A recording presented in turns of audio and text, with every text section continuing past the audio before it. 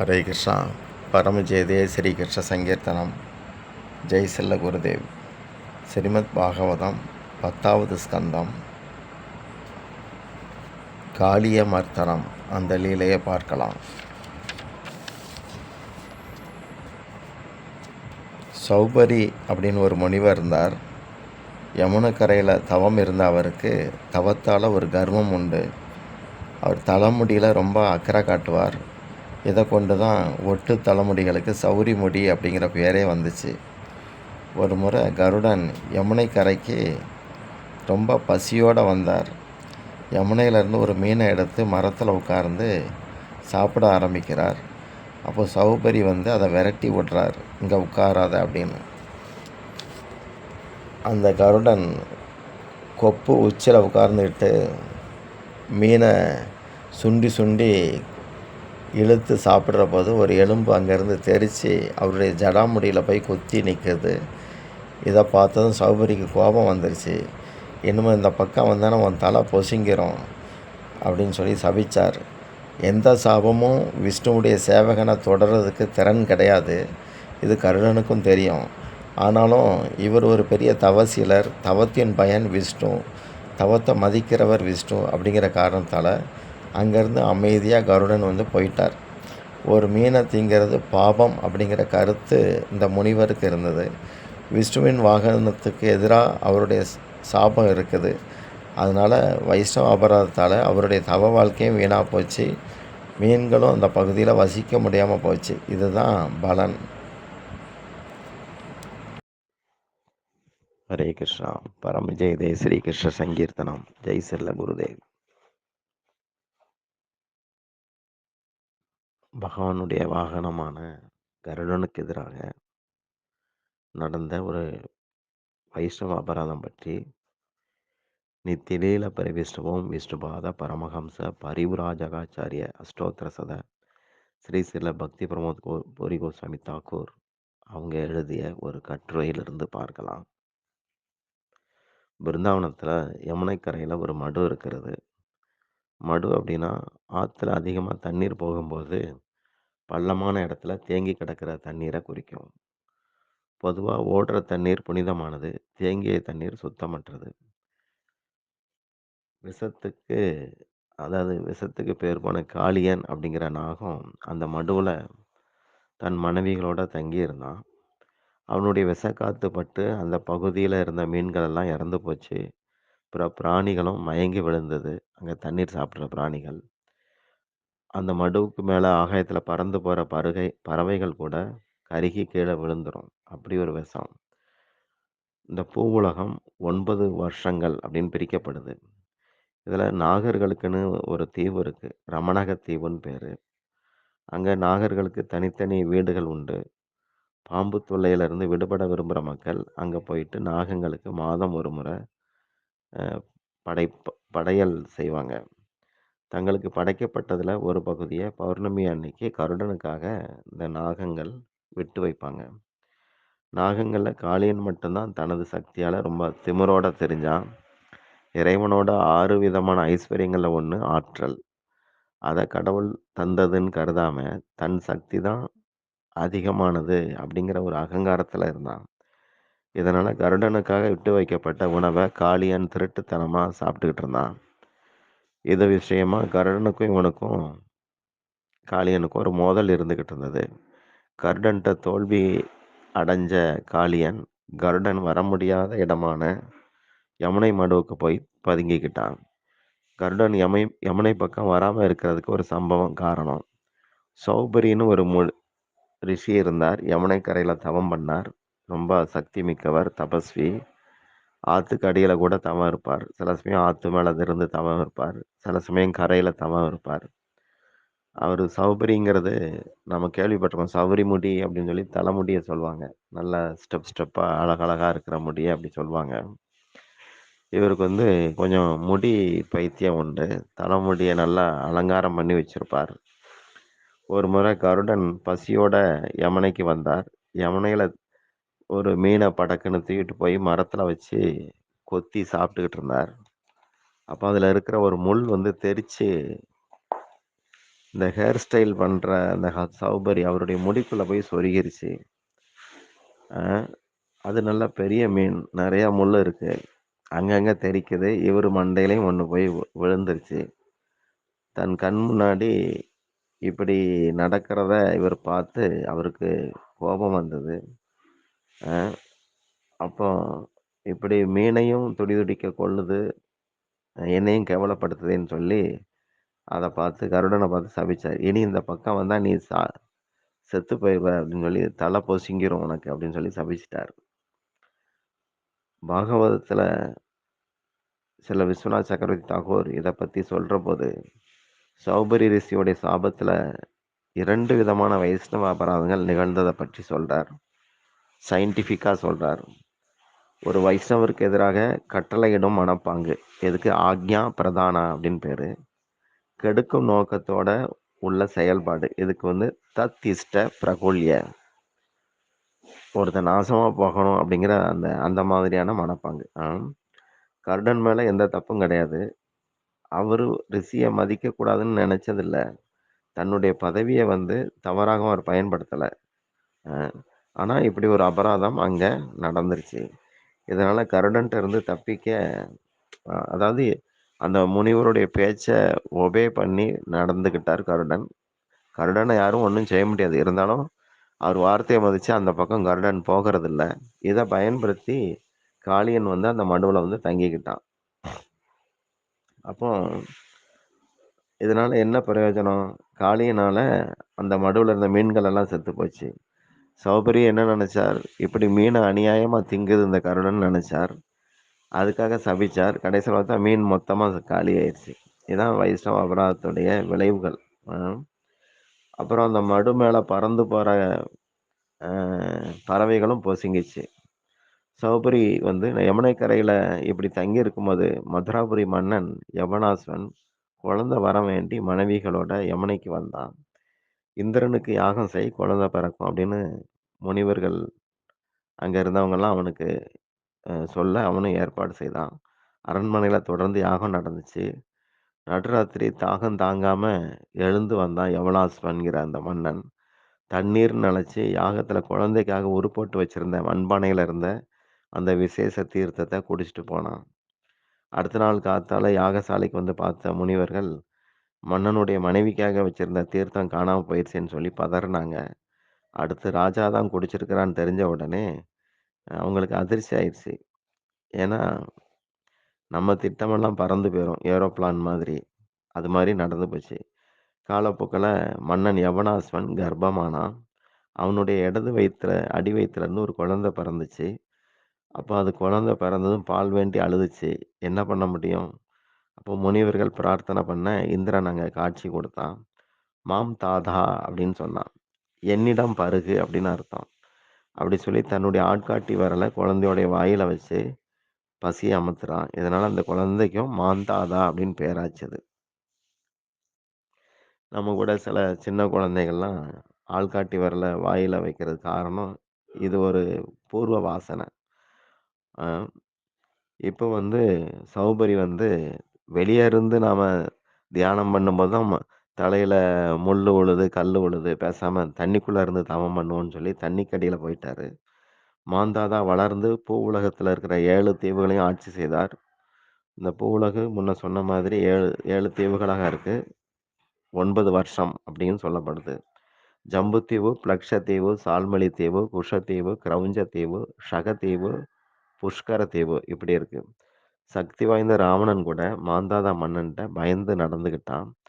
இதனால இந்திரன் வந்து மாந்தாதாவுக்கு முரடர்களும் பயந்து ஓடும் வலிமைசாலி அப்படிங்கிற அர்த்தத்துல திரசடா திரசடாசாயு திரசடாஸ்யு அப்படிங்கிற பேரை வச்சிருந்தான். இவனுக்கு சூட்டுனான். மாந்தாதா தான தர்மங்கள்ல புகழ் பெற்றவன். முக்கியமா சிறந்த வைஷ்ணவனா இருந்து ஆட்சி செய்தான். பிந்துமதி அப்படிங்கிற மனைவி மூலமா அவனுக்கு 3 பிள்ளைங்க. புருகுத்சன், அம்பரீசன், பலசாலி முசுகுந்தன். பிந்து அப்படின்னு ஒரு பொண்ணும் இருந்தா. சௌபரி ஒரு நாள் யமுனைக்கு அடியில தவம் இருந்தார். அப்போ ஒரு ஜோடி மீன்கள் இணை சேர்றத பார்த்தார். இதனால அவர் இதயம் பூராவும் காம சிந்தனை பெருகிச்சுது. எந்த இதயத்துல வைஷ்ணவ அபராதம் உண்டாச்சுதோ, அங்க பக்தி 0 ஆயிரும். அப்போ காம, குரோதாதிகள் அங்க வந்து தலையெடுக்க ஆரம்பிக்கும். உடனே காம ஆவல்ல உந்தப்பட்ட அவர் தண்ணீர விட்டு வெளிய வந்து, நேரா மதுரா மன்னன் மாந்தாதாட்ட போனார். போன வேகத்துல பெண் கேட்டார். அவனுக்கு ஒண்ணும் பதில் சொல்ல முடியல. பிறகு "எந்த பொண்ணு வேணும்?" அப்படின்னு கேட்டான். சௌபரி நெனச்சு பார்த்தார். "நான் முதுமையானவன். தவம் இருந்து உடல் எலும்பா இருக்கு. என்ன எந்த பெண்ணும் விரும்ப மாட்டா." அப்படின்னு மனசுல நெனைக்கிறார். இதனால அவர் வந்து தவ வலிமையால தன்ன வந்து தான் சம்பாதிச்ச ஆற்றல்கள வச்சு பௌதிக வாழ்வுக்கு செலவு செய்ய முடிவு செய்தார். தன்னை ஒரு இளைஞனா மாத்திட்டார். சௌபரிக்கு நெறைய பொண்ணுங்க இருக்கு. அப்போ அந்த பெண் பிள்ளைகள் இருக்கிற இடத்துக்கு சௌபரி அழைத்து செல்லப்பட்டார். அங்க இருக்கிற 50 பெண் பிள்ளைகளும் சௌபரிய மணக்க விரும்பி போட்டி போட்டாங்க. இப்படி 50 பேரையும் கல்யாணம் செய்தார். தன்னையும் அவர் 50 நபரா மாத்திக்கிட்டார். 50 அரண்மனைகள உருவாக்குனார். வாழ்க்கை நடத்தினார். இப்படி அவருடைய வாழ்க்கை தரம் இந்திரனை விட ஜாஸ்தியா போயிருச்சு. என்ன இருந்தாலும் அவருக்கு ஆள் உள்ளத்துல ஒரு அதிருப்தி இருந்துச்சு. நெருப்புல போடப்படுற நெய்த்துளி நெருப்ப வளர்த்துக்கிட்டே இருக்கும். அதே மாதிரி கொஞ்சம் நுகரக்கூடிய காம நுகர்வு கூட மேலும் மேலும் ஆசைய பெருக்கும். அ ஆசை வந்து அனுபவித்து தீராதது, பெருகும். இத புரிஞ்சுகிட்ட சௌபரி என்ன சொல்றாருன்னா, பாகவத்துல இருக்கு. "என்னோட வாழ்வ நான் எப்படி கெடுத்துக்கிட்டேன் பாருங்க. யமுனை அருகில தவம் செய்தபோது, மாண்புக்குரிய கருடன குறை பார்த்து சபிச்சேன். அதன் விளைவா புலனுகர்வு வாழ்க்கையில விழுந்துட்டேன். இப்போ என் சக்திகளெல்லாம் இழந்துட்டேன். எனக்கு 50 மனைவி, ஒவ்வொருத்தர் மூலமும் 100 பிள்ளை. 5000 பிள்ளைங்க. ஆனாலும் இன்னும் காமம் தீர்ந்த பாடில்ல." அப்படின்னு சொல்றாரு. எல்லையற்ற பரம்பொருள்ட்ட, பகவான் கிருஷ்ணர்ட்ட யாருக்கு நாட்டம் இருக்கோ, அவங்களுக்கு தாமாகவே புலனுணர்வு விஷயங்கள்ல தெளிவு உண்டாகும். ஆன்ம வாழ்வுக்கு அனுகூலமான சூழல நாம வச்சுக்கணும். எப்பவுமே தனியா இருந்தாலும் சரி, கூட்டத்துல இருந்தாலும் சரி, வைஷ்ணவ அபராதம் இருக்கவே கூடாது. பகவானுடைய தாமரை பாதங்கள மறக்காம இருக்கணும். சௌபரி தம்முடைய வாழ்க்கையில இறுதி காலத்துல தன்கிட்ட பயபக்தியோட நடந்து கொண்ட மனைவிகளோட வனத்துக்கு போறார். மரண சமயத்துல அவருக்கு மனசு பரமாத்மாவுல லயிச்சது. அவருடைய மனைவிகளும் அவர் பெற்ற பேற்ற அடைஞ்சாங்க. பிருந்தாவனத்துல என்ன நடந்துச்சுன்னா, ஒரு நாள் பலராமனுடைய பிறந்த நாள் வந்துச்சு. இதனால கண்ணனோட மாடு மேய்க்க போக வேண்டாம்ன்னு ரோகிணி சொல்லிட்டா. பிறந்த நாள் அன்னைக்கு சில சடங்குகள் செய்யணும். பலராமன வீட்ல இருன்னு சொல்லி நிறுத்தி வச்சுட்டாங்க. எப்பல்லாம் பலராமர் போகலையோ, அப்பல்லாம் கண்ணனுக்கு சேட்டைகள் கொஞ்சம் கூடுதலா இருக்கும். ஏன்னா கண்டிக்க அண்ணன் அண்ணன் இல்லைங்கிறதுனால. பகவான் கிருஷ்ணர் பசு கன்றுகளோட வனத்துக்கு போறார். அப்போ சில கன்றுகளும், சில கோபர்களும் காளியன் இருந்த மடுவுக்கு வந்தாங்க. விஷக்காத்து பட்டு கோபர்கள் மயங்கி விழுந்தாங்க. கன்றுகளோ வெயிலுக்கு இதமா இருக்குன்னு சொல்லி மடுநீரை பருகி இறந்து விழுந்துருச்சு எல்லாம். பகவானுக்கு நடக்கிறதெல்லாம் தெரியும். அவருடைய யோக மாயை இதை நடத்துறார். பலமுறை இப்படி கோபர்கள் இறந்திருக்கிறாங்க. பகவான் அதை உயிரோட எழுப்பிடுவார் அவங்கள. இதனால பக்தர்களுக்கு மரண பயங்கிறது அங்க கிடையாது. கோபர்கள் இப்போ கொஞ்சம் முன்னாடி இறந்து போனோம். ஆனா நாங்க வந்துட்டோம் அப்படின்னு பேசிக்கிடுவாங்க. அவங்களுக்கு மரணம் வந்து ஒரு சகஜம். வைஷ்ணவத்துல ஆர்ட் ஆஃப் டெத் ரொம்ப உயர்ந்த ஒரு கலை. அது மரணமடையும் கலை. பசுக்கள், கன்றுகள், கோபர்கள் இவங்கெல்லாம் கீழ விழுந்து கிடக்க கண்ட பகவான் மடு பக்கத்துல இருந்த மரத்துல ஏறி உள்ள குதிக்கிறார். காளியன் பெரிய முரடன். அவன் பகவான்ட்ட மோதுனான். நூத்துக்கணக்கான தலைகளோட பகவான சுருட்டி பிடிச்சு அசைக்க பார்க்குறான். பகவான் கொஞ்சம் அவங்க கூட விளையாண்டு போக்கு காட்டுறார். அதுக்கப்புறம் அவனுடைய தலைகள்ல மிதிச்சு நடனம் ஆடினார். காளியனை அடக்க பலராமர் சம்மதிக்க மாட்டார் அப்படிங்கிறது கிருஷ்ணனுக்கு ஏற்கனவே தெரியும். அதன ஏன்னா 2 பேரும் ஒரே இனம் பாம்பு. அதனால இந்த லீலையில பலராம் பங்கேற்கல. நல்லபடியா நடனம் ஆடினார். பொதுவா ஸ்டேஜ் நல்லா இருந்தா தான் டான்ஸ் ஆட முடியும். இங்க வந்து பாம்பு தலையில ஏனோ தானோன்னு இருந்த தலைகள் மேல பகவான் ஆடுறார். இந்த இடத்துக்கு காளியதஹ் அப்படின்னு பேரு. அ அங்க எந்த மரமும் கிடையாது. எல்லாமே பொசுங்கிருச்சு. ஆனா காளியனுடைய விஷக்காற்று பட்டு அ சாகாம இருக்கிற ஒரே மரம் எதுன்னா, கருடன் உட்கார்ந்து அந்த மீன் சாப்பிட்ட மரம். ஏன்னா கருடன் தன்னுடைய தாயாருக்காக அமிர்த கலசத்தோட ஒரு முறை பறந்து வந்திருக்கிறார். அந்த கால்கள்ல அமிர்தம் பட்டு ஒரு மரணமின்மை அதுல இருக்குது. அதனால கருடன் அமர்ந்திருந்த அந்த 2 மரங்களும் இன்னைக்கு வரைக்கும் பத்திரமா இருக்கு. அதிலிருந்து தான் பகவான் மடுவுல குதிக்கிறார். அ கருடன் உட்கார்ற மரத்து குச்சிய கூட கருட குச்சின்னு நாம கொண்டாடுறோம். கண்ணன் பாம்போட சண்டையிடுறத பற்றி அவரது வீட்டுக்கு தகவல் போச்சுது. பிரஜவாசிகள் பதறியபடி ஓடி வராங்க. அப்ப யமுனை நீர் சிகப்பா மாறி இருக்கிறத பார்த்த நந்தர், யசோதா மயங்கி விழுந்துட்டாங்க. ஒரு சிலர் மடுவுல குதிக்க முயற்சிக்கும்போது, "பயப்பட வேண்டாம். கண்ணன் வந்துருவான்னு" சொல்லி பலராம் தடுத்தார். அப்போ கண்ணபிரான் காளியன் தலைகள்ல ஆடத் தொடங்கியபடி, அ வெளிய மெதுவா தெரிய வாரார். தேவர்கள் இசைக்கும் சத்தம் கேட்குது. சித்தர், சாரணர், கந்தர்வர், அப்சரஸ் இவங்கலாம் ஆடி பாடுறாங்க. காளியனுடைய மூக்கு, வாயிலிருந்து ரத்தம் கொட்டுது. இப்போ வாந்தி வர ஆரம்பிக்குது. கடவுள் இல்லைங்கிறவன், கடவுள எதிர்க்கிறவன் நிலைமை இதுதான். முடிவுல பகவானுடைய பாதங்கள்ல சரணடைய முடிவெடுத்தான். காளியனுடைய மனைவிகள் பகவான் முன்னாடி வந்து கூப்பிய கரங்களோட துதி பாடுறாங்க. "பகவானே! உம்மை வணங்குறோம். உமக்கு பாரபட்சம் கிடையாது. நீர் தரக்கூடிய தண்டனைகள் கூட கருணைதான். கேடுகள போக்கக்கூடியவர் நீர். நீர் தண்டிக்கும்போது கர்ம வினைகளும் சேர்ந்து தண்டிக்கப்படுது. உம்முடைய பாத தூளிகள் எங்க தலையில படுறத பெரிய பாக்கியமா கருதுறோம். லட்சுமிக்கு கூட இந்த பாக்கியம் இல்ல. மூவுலகத்திலும் இதனோட பெரிய பேரு உண்டா? எல்லா ஜீவருடைய இதயவாசி நீர். காலம் உமக்கு அடக்கம். ஆனா நீர் இதற்கெல்லாம் அப்பாற்பட்டவர். இச்சைகள் திருப்திக்கு நீரே காரணம்.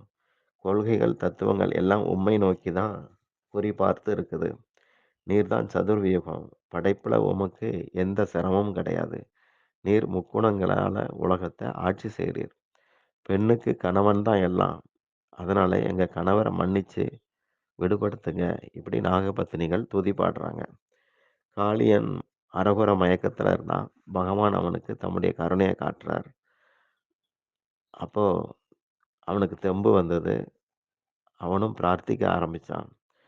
பகவானே! நாம் பாம்பு இனம். கோபம் எங்களுடைய சுபாவம். உம்முடைய மாயைக்கு நாங்கள் அடிமை. அ அடிமைகள். உம் விருப்பப்படி நீர் என்ன வேணுனாலும் செய்யலாம் அப்படின்னு சொன்னான். பகவான் சொன்னார், இனிமே நீ இங்க தங்கக்கூடாது. இது அடியார்கள் பூமி. உம்முடைய உன்னுடைய கதைய கேட்கிற மக்களுக்கு இனி பாம்பு பயம் வராது. இந்த பகுதியில குளிக்கிறவங்க பெரும் பாபங்கள்ல இருந்து விடுபடுவாங்க. முன்னோர்களுக்கு சிராத்தம் பண்ண இந்த நீர பயன்படுத்தினா அவங்களும் பாப விமோசனம் அடைவாங்க. இனி கருடன் உங்கள துன்புறுத்த மாட்டான். உங்க தல மேல இருக்கிற என்னுடைய பாத முத்திரைகள காட்டுங்க. கருடன் விலகி போயிருவான் அப்படின்னு சொன்னார். அதுக்கப்புறம் நாகபத்தினிகளும், காளியனும் தண்ணீர்ல நீருக்கு அடியில இருந்த விலை உயர்ந்த மணிகள கொண்டு பகவான அலங்காரம் பண்ணி, கௌஸ்துவ மாலைய அணிவிக்கிறாங்க. பொன் பாம்புகள்ல ஒரு அந்த படம் எடுக்கும்போது நல்ல பாம்புக்கு வி ஷேப்ல ஒரு படம் தெரியும். நமக்கு அது அப்படி தெரியுது. ஆனா கருடனுக்கு, மற்ற பறவைகளுக்கு அது வந்து பகவானுடைய பாதமாக தெரியும். நம்ம கண்களுக்கு இப்படி இருக்குது. இது பகவானுடைய பாத முத்திரை. யாருக்கு விஷம் இருக்கோ அவங்கலாம் வந்து கெட்ட பிராணிகள் தான். தீய பிராணிகள் தான். பாம்புக்கு தலையில மட்டும் தான் விஷம். மனுஷனுக்கு உடம்பு பூரா உண்டு. இப்போ அ கீதையில ஒரு ஸ்லோகம் உண்டு. "அபிசேத் துராச்சாரோன்னு" ஒரு ஸ்லோகம் இருக்கு. கெட்ட முறையில செயல்படுறவனா இருந்தா கூட, எனக்கு சரணாகதி பண்ணியிருந்தா, அவன நல்ல சாதுவாக கருதணும் அப்படின்னு சொல்லி பகவான் சொல்லியிருக்கிறார். அந்த காரணத்தினால நாம இவ்வளவு விஷமுள்ள பாம்ப கூட நல்ல பாம்பு அப்படின்னு சொல்லி கூப்பிடுறோம். ஹரே கிருஷ்ணா.